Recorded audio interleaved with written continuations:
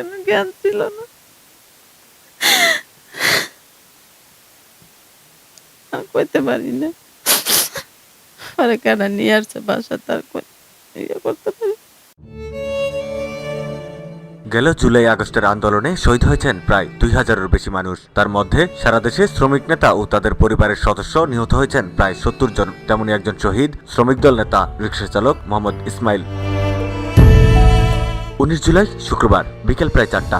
আন্দোলনে উত্তাল রাজধানীর রামপুরা, মালিবাগ, বনশ্রী, বাড্ডার এই পুরো রাস্তা। রামপুরা টিভি ভবনের সামনে আর ব্রিজের উপর থেকে দুই দিকেই চলছিল আইনশৃঙ্খলা বাহিনীর টানা গুলিবর্ষণ।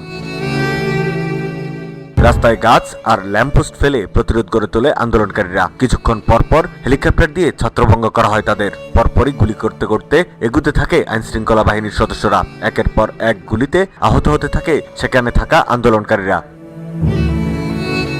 দেশকে ভালোবেসে পরিবারের বাধা উপেক্ষা করে লুকিয়ে লুকিয়ে আন্দোলনে যেতেন ইসমাইল। রামপুরার ডেন্টাল হেলথ কেয়ার হাসপাতালের সামনে সেদিন গুলিবিদ্ধ হন শ্রমিক দল নেতা রিকশা চালক ইসমাইল। মাথায় গুলি লাগার সঙ্গে সঙ্গে ঘিলু বেরিয়ে আসে তার। তাৎক্ষণিক সিঁড়িতে লুটিয়ে পড়েন তিনি। প্রচুর রক্তক্ষরণের কারণে ঘটনাস্থলে মৃত্যুবরণ করেন ইসমাইল।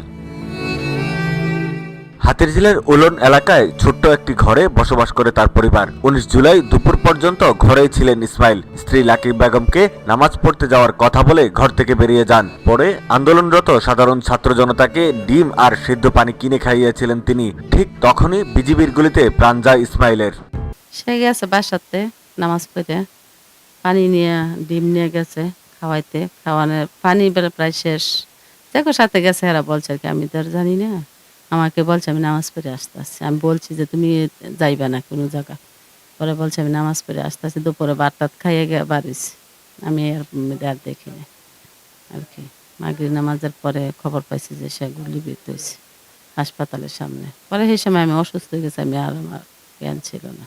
পরিবারের একমাত্র উপার্জনকারী স্বামী ইসমাইল হোসেন শহীদ হওয়ার পর ২ মেয়ে আর ১ ছেলের সংসারে আত্মীয়দের সাহায্য নিয়ে কষ্টেই দিন কাটছে লাকি বেগমের। সরকারের কাছে আবেদন, তার বড় মেয়েকে যেন একটি চাকরির ব্যবস্থা করা হয়। আমার ফ্যামিলির পাশে যে সরকার থাকে, দেখে আমার একটা মেয়ে আছে, যাতে একটা চাকরির ব্যবস্থা করে যাতে আমার সংসারটা যাতে চলতে পারে। আমার ছেলেটা ছোট, আমাদের অনেক আত্মীয় স্বজন কি সবসময় দেখবো। ফেসিবাদ বিরোধী আন্দোলনে শহীদ হওয়া স্বামী ইসমাইলকে নিয়ে গর্ব করেন স্ত্রী লাকি বেগম। তবে সরকারের কাছে দাবি, তার স্বামীকে যারা হত্যা করেছে তাদের যেন বিচারের আওতায় আনা হয়। আন্দোলনে যে মারা গেছে, শহীদ হয়েছে, আলহামদুলিল্লাহ দেশের জন্য, এটা আল্লাহর কাছে শুকরিয়া জানাই। আর যাতে সরকার আমাদের পাশে থাকে, সরকার যে বিচার করে, যাতে ন্যায্য বিচার আমরা পাই আর কি। আমার ছেলে মেয়েদের বাবা হারাইছে, আমি বিধবা হয়েছি। মেহেদি হাসান রিয়াদ, ভিওডি বাংলা, ঢাকা।